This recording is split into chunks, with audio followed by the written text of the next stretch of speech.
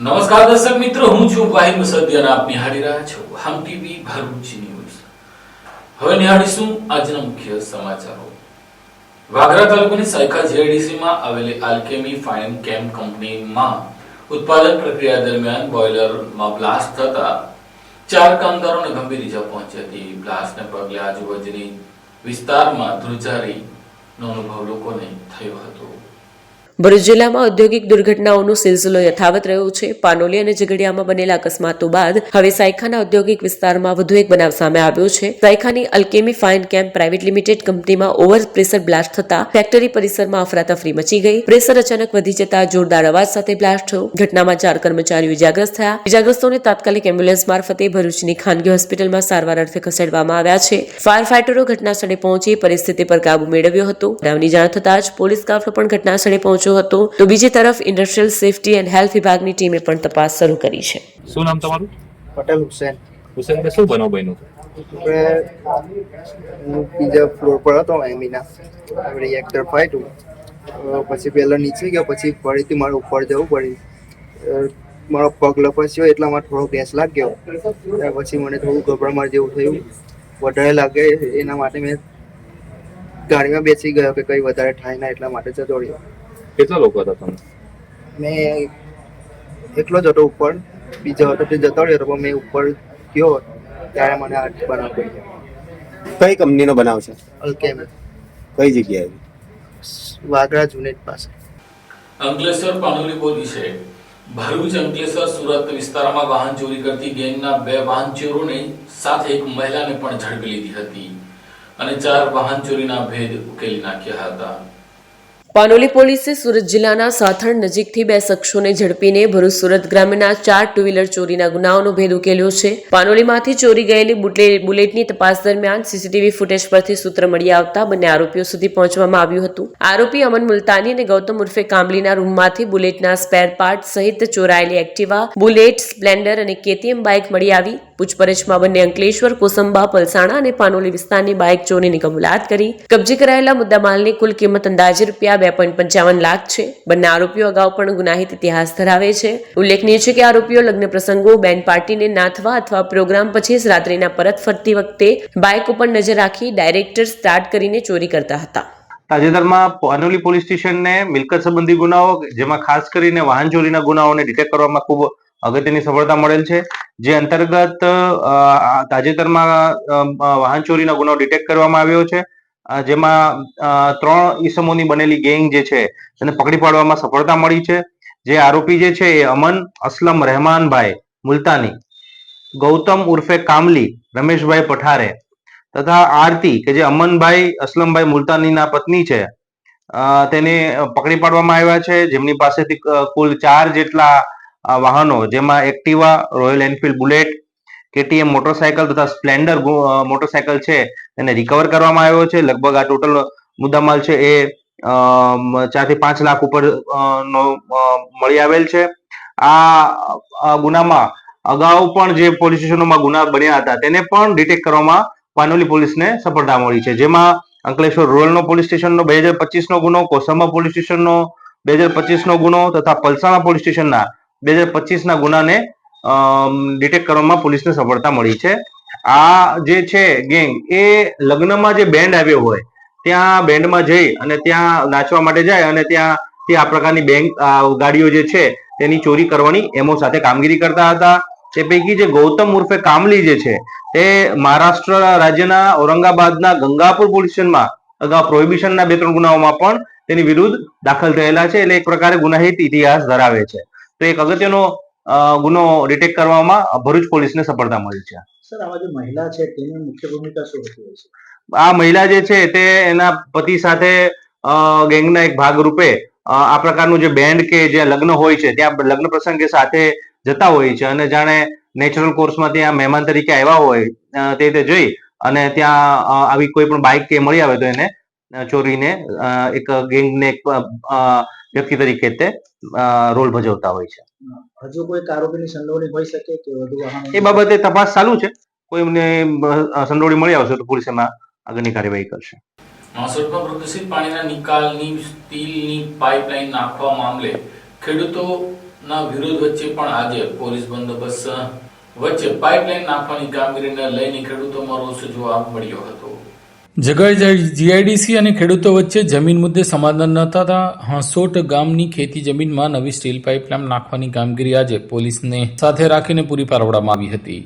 ઝઘડિયા ઔદ્યોગિક વસાહતનું પ્રદૂષિત પાણી દરિયા સુધી પહોંચાડવા માટે લગભગ 10 વર્ષ પહેલા ફાઇબર લાઇન નાખવામાં આવી હતી, પરંતુ વારંવાર લીકેજ થતા ખેડૂતોએ પાક અને જમીનને નુકસાન કરવું પડતું હતું. હાલ જૂની ફાઇબર લાઇનને બદલે 3 સ્થળે મળી કુલ 15 કિલોમીટરની નવી સ્ટીલ પાઇપલાઇન નાખવાનો નિર્ણય જીઆઈડીસી દ્વારા લેવામાં આવ્યો છે. ખેડૂતોના વિરોધના કારણે અંકલેશ્વરના નાયબ કલેક્ટર અને હાંસોટ મામલતદાર દ્વારા એક મીટિંગ યોજી હતી, પરંતુ કોઈ સમાધાન આવ્યું ન હતું. નર્મદા ક્લીનટેક કંપનીના અધિકારી ઉમેશ ચૌહાણે જણાવ્યું હતું કે 10 વર્ષ પહેલા કરવામાં આવેલા ROU right of use asset મુજબ કામગીરી ચાલી રહી છે. સરકારી નિયમ મુજબ વળતર આપવા અમે તૈયાર છે અને ખેડૂતો સાથે અનેક બેઠક કરી છે, પરંતુ કાર્ય ઝડપથી પૂરું કરવા હોવાથી પોલીસ પ્રોટેક્શન લેવામાં આવ્યું છે. બીજી તરફ ખેડૂતોનો આરોપ છે કે અમારી સંમતિ વગર ખેતર ખોદાઈ રહ્યું છે. હાંસોટના ખેડૂત ફકરુદ્દીન શેખે ગંભીર આક્ષેપ કરતા જણાવ્યું હતું કે અમારી જમીનમાં નવી પાઇપલાઇન નાખવા માટે કોઈ નવો ROU કરવામાં આવ્યો જ નથી. જૂની ROU જો હોય તો તે પણ માત્ર સમારકામ માટે હોય. અમારી માલિકીની જમીનમાં અમારું કહેવા બાદ જ ખોદકામ થઈ રહ્યું છે. તે અગાઉની ફાઇબર લાઇનના લીકેજથી ફળદ્રુપતા નાશ પામી છે. ભવિષ્યમાં જમીન એને પણ થઈ શકતી નથી. ખેડૂતોનો આરોપ છે કે જીઆઈડીસીની કાર્યવાહી માટે સ્થાનિક પ્રશાસનનો સાથ મળવો હોવાથી તેમને ન્યાયથી વંચિત કરવામાં આવી રહ્યા છે. અમે અમારી સંવિધાનિક હક્કોની લડાઈ ચાલુ રાખીશું. અમે હાંસોટ ગામના ખેડૂતો છીએ. છેલ્લા 9 દિવસથી NCT કંપનીએ અમારા ખેતરોમાંથી જે ખરાબ પાણી જવાની લાઈન છે એ અમારી કોઈ પણ જાતની મંજૂરી લીધા વગર નાખવાનું કામ શરૂ કરેલ છે.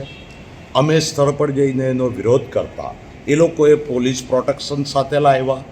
અમે મામલતદાર સાહેબને ફરિયાદ કરી, ત્યાં પણ અમને ન્યાય નહીં મળ્યો.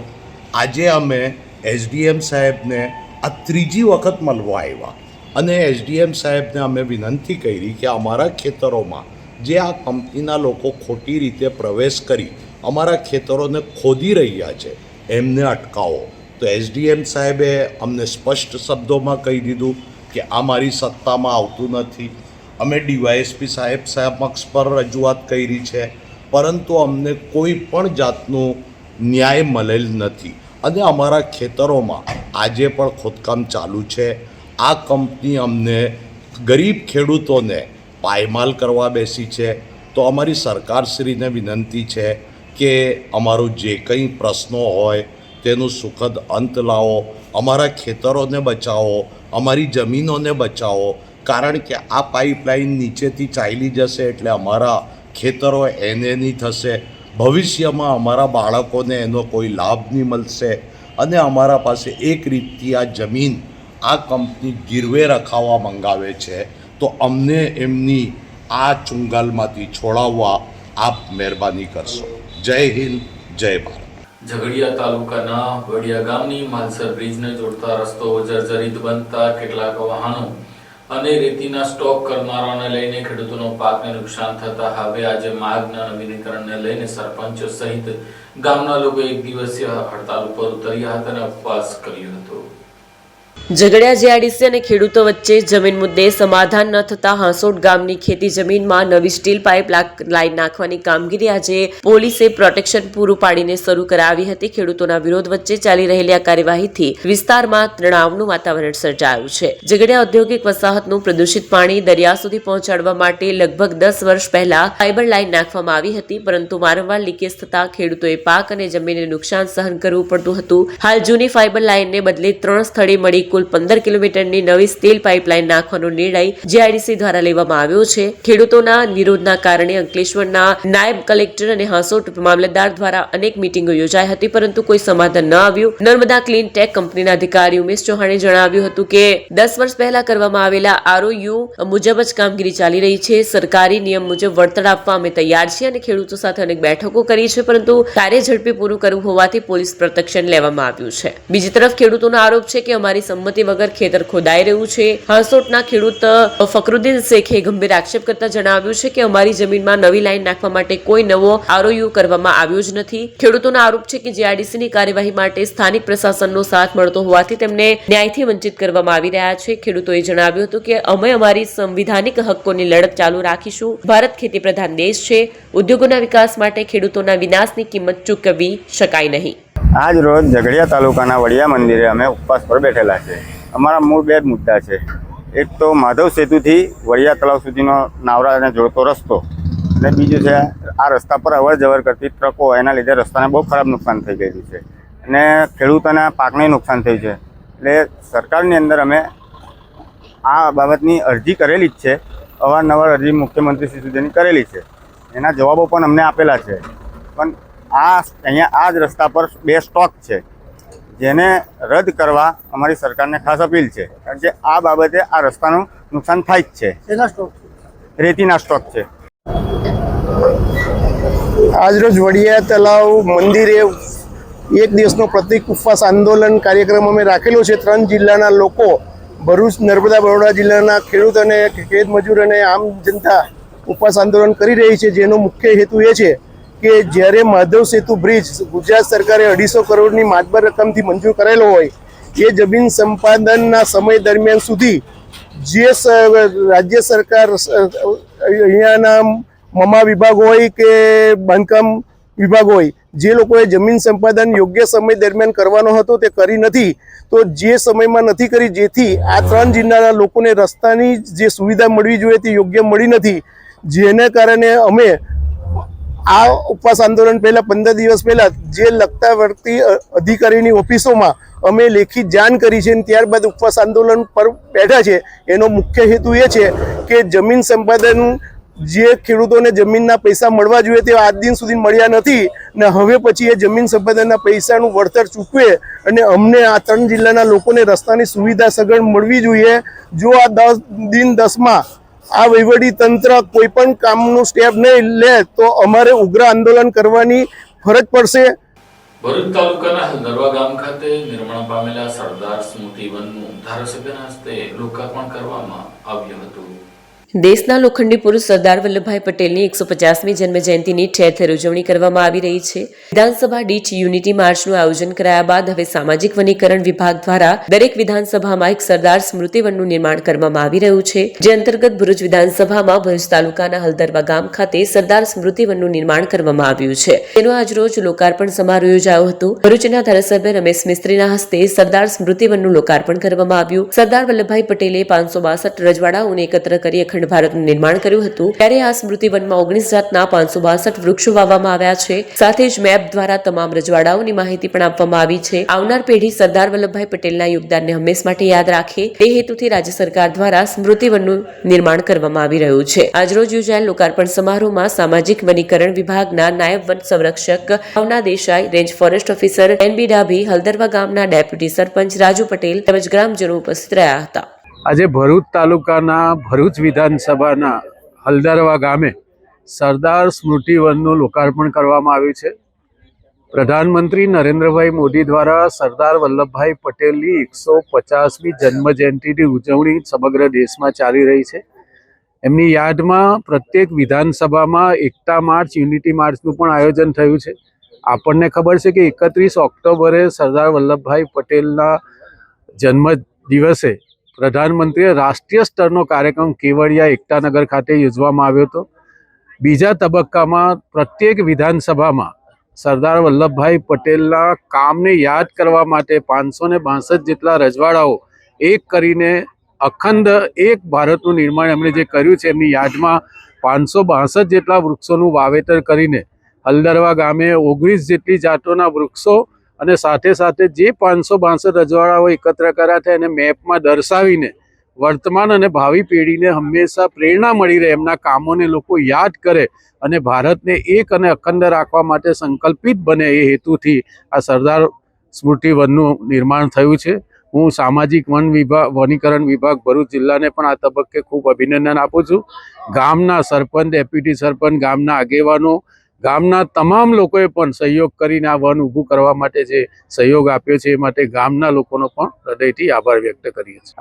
અખંડ ભારતના નિર્માતા સરદાર વલ્લભભાઈ પટેલની 150મી જન્મ જયંતિ નિમિત્તે વિધાનસભા દીઠ સરદાર સ્મૃતિવન બનાવવાના આયોજન અંતર્ગત ભરૂચના હલદરવા ગામે ભરૂચ તાલુકાના હલદરવા ગામે સરદાર સ્મૃતિવનનું નિર્માણ કરવામાં આવ્યું છે, જેમાં 19 જેટલી જુદી જુદી લોકલ પ્રજાતિઓના વૃક્ષો વાવવામાં આવ્યા છે અને ગામ લોકોના ખૂબ સહકારથી આજે સ્મૃતિવન નિર્માણ પામ્યું છે.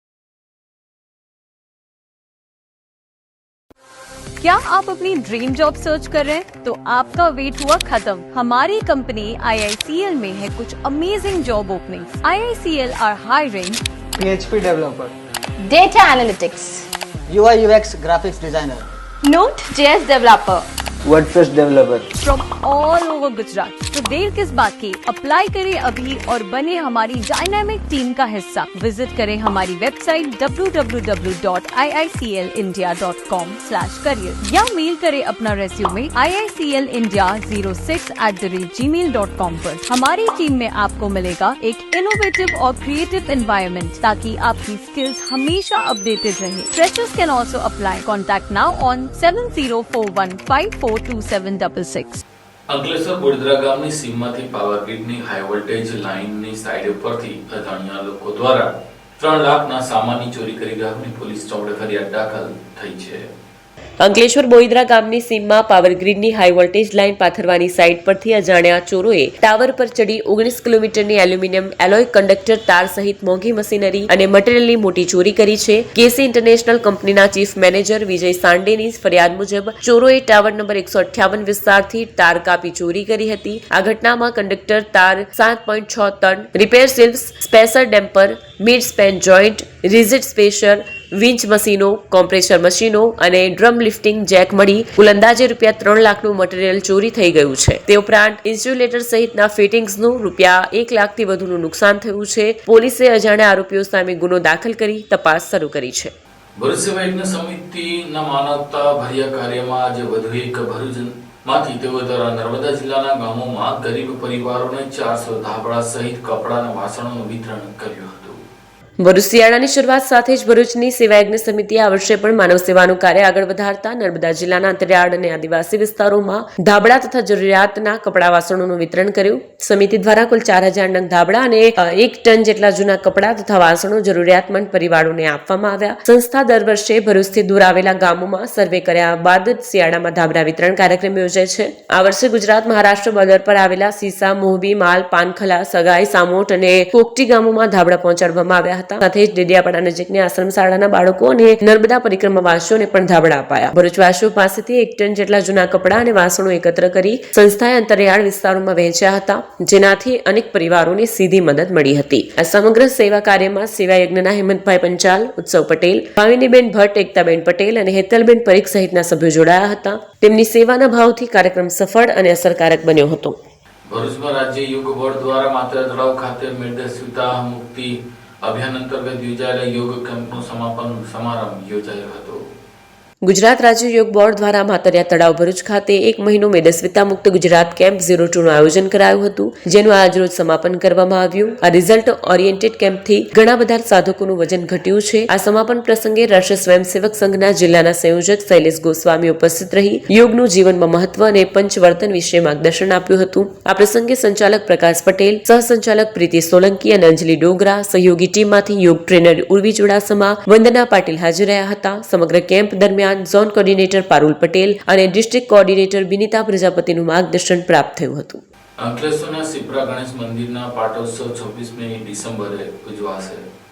અંકલેશ્વર હાંસોટ રોડ ઉપર આવેલ પૌરાણિક રામકુંડ સ્થિત શ્રીપા ગણેશ મંદિરના 13મા અને નર્મદા માતાજીના મંદિરના 8મા પાટોત્સવની તારીખ 26 ડિસેમ્બરની શુક્રવારના રોજ ઉજવણી કરવામાં આવશે. પાટોત્સવ નિમિત્તે ગણેશ યાગ, મહાઆરતી તેમજ મહાપ્રસાદી સહિતના ધાર્મિક કાર્યક્રમોનું આયોજન કરવામાં આવ્યું છે, જેની હાલ તડામાર તૈયારીઓ ચાલી રહી છે. શિપ્રા ગણેશ મંદિર ભક્તોની અનન્ય આસ્થાનું કેન્દ્ર છે. અહીં અંગારિકા ચોથ અને વિનાયક ચતુર્થી સહિતના ધાર્મિક ઉત્સવો પણ ઉજવાય છે. જમણી સોંઢવાડા ગણપતિજીનું ગુજરાતનું આ પ્રથમ મંદિર છે, ત્યારે મોટી સંખ્યામાં ભક્તો અહીં ઉમટી પડે છે. હું જયેશભાઈ શુક્લ, ક્ષિપ્રા ગણેશ સેવા ટ્રસ્ટ, અંકલેશ્વર. અંકલેશ્વરમાં રામકુંડ ક્ષેત્રની અંદર ક્ષિપ્રા ગણેશ મંદિરનું આપણે 13મો પાટોત્સવ અને નર્મદા મંદિરનું પાટોત્સવ 8મો પાટોત્સવ, એને નિમિત્તે અમે લોકોએ અંકલેશ્વરની અંદર ભંડારાનું આયોજન કરેલું છે. તેમજ સર્વે ભાવિક ભક્તોને અમે વિનંતી કરીએ છીએ કે તેઓ જરૂરથી અહીં પધારે અને આખો પ્રોગ્રામનું જે છે તેનો બ્લેસ કરે. આખો બીજા નંબરમાં કે નર્મદા માતા અને ગણેશ ક્ષેત્ર સેવા ટ્રસ્ટ જે છે તેની અંદર તેના નિમિત્તે અમે લોકોએ અહીંયા આગળ એક ગણેશ યાગનું પણ આયોજન કરેલું છે. તેની અંદર પણ અમે 1008 લાડુથી ભૂમીને અમે સર્વે ભક્તોને પુણ્ય આપવા માંગીએ છીએ, એવી અમારી અભ્યર્થના. રાજપીપળા શહેરમાં ગોહિલ પરિવાર દ્વારા લોક ડાયરાનું ભવ્ય આયોજન કરવામાં આવ્યું હતું. રાજપીપળા શહેરમાં 3 પેઢીથી નગરપાલિકામાં શાસન અને લોકસેવા સાથે જોડાયેલો ગોહિલ પરિવાર હંમેશાની જેમ આ વર્ષે પણ એક અનોખું સાંસ્કૃતિક અને સામાજિક આયોજન લઈને આવ્યા, જેમાં સ્વર્ગીય અલ્કેશસિંહ ગોહિલ સેવા ટ્રસ્ટ દ્વારા કાઠિયાવાડના પ્રસિદ્ધ લોક ડાયરા કલાકાર દેવાયત ખાવડનો ભવ્ય લોક ડાયરો યોજાયો. આ લોક ડાયરામાં સંસ્કૃતિ, સંગીત અને સમાજ પ્રતિ પ્રતિબદ્ધતા સાથે યુવાનોમાં વ્યસન મુક્તિનો પ્રેરક સંદેશ આપવામાં આવ્યો. દેવાયત ખાવડના સુખદ સ્વર, સકારાત્મક વિચારો અને ગ્રામીણ સંગીતના રંગે સમગ્ર સભા મંત્રમુગ્ધ થઈ ગઈ, જેમાં હજારો સંખ્યામાં આવેલ લોક ડાયરો સાંભળ્યો. ખાસ કરીને યુવાનોને વ્યસનોથી દૂર રહી જીવનને ઉન્નત બનાવવાનો શક્તિશાળી સંદેશોએ વધાવ્યો હતો. ગોહિલ પરિવારની જનસેવાની પરંપરા અને શહેરના વિકાસ માટેના યોગદાનની પ્રશંસા પણ કરી. રાજપીપળા શહેરના મોટી સંખ્યામાં રહીશો, મહાનુભાવો, યુવાનો અને મહિલા વર્ગે ઉત્સાહભેર હાજરી આપી લોક ડાયરાનો આનંદ માણ્યો. કાર્યક્રમને સફળ બનાવવા ગોહિલ પરિવાર અને સેવા ટ્રસ્ટના સભ્યો દ્વારા સુવ્યવસ્થિત આયોજન કરવામાં આવ્યું હતું. આમ તો નર્મદા જિલ્લામાં ઘણા કાર્યક્રમ કર્યા, પણ રાજપીપળામાં જ્યારે આવવાનું થયું ત્યારે એક નાની ઉંમરમાં કારોબારીના ચેરમેન એટલે કુલદીપસિંહ અને એમની સારી ટીમ એમને એક જબરજસ્ત સરસ મજાનું આયોજન કર્યું. આપણી સંસ્કૃતિ સભર ડાયરો કે જેમાં પરિવાર સાથે ડાયરાને માણી શકે, અને અહીંયા અમે પબ્લિકનો જે રિસ્પોન્સ જોયો, ખૂબ મને એમનાથી પ્રતિસાદ મળ્યો. ખૂબ મને એમ હતું કે સૌરાષ્ટ્રમાં ડાયરા થાય છે, પણ એવો જ એક માહોલ મને સૌરાષ્ટ્ર જેવો જ માહોલ લાગે. એક શબ્દોને ઝીલવાવાળો વર્ગ, માતાઓ, બહેનો, બાળકોથી માંડીને ખૂબ સરસ માહોલ છે. અને આપણી સંસ્કૃતિ સભર આપણા સનાતન ધર્મની વાત કરવા માટે આવ્યો છું. ખૂબ રાજીપો વ્યક્ત કરું છું કે આવા નવા સારા કાર્યક્રમો એક આવા નાની ઉંમરના આજના યુવાનો આમ તો રાજકીય ક્ષેત્રમાં છે, પણ એક સારા કામો કરતા રહે અને આપણા સનાતન ધર્મને આગળ વધારતા રહે એવી અપેક્ષા સાથે જય શ્રી રામ. હવે એ વિષય તો આમ જોવા જાય તો રાજકારણનો છે, એટલે આપણે એ રાજકારણ ઉપર જ છોડી દઈએ, કારણ કે આપણો માહોલ ડાયરાનો છે. તો આપણે બસ યુવા વર્ગને એટલું સાહિત્યકાર તરીકે ચોક્કસ કહીશ કે આપણે યુવા વર્ગ આજનો એ બધા વ્યસનથી દૂર રહે. અને વ્યસનથી દૂર રહીશું તો આપણો ધર્મ, આપણો દેશ, આપણી સંસ્કૃતિ આ બધાને આપણે બચાવી શકશું. એના માટે સરકાર પણ ખૂબ મહેનત કરે છે અને આગળ ઉપર પણ એનું સારું રિઝલ્ટ મળશે. આ સાથે MTV ભરૂચના સમાચાર પૂર્ણ થાય છે. આવતીકાલે ફરી મળીશું. ત્યાં સુધી રજા આપશો.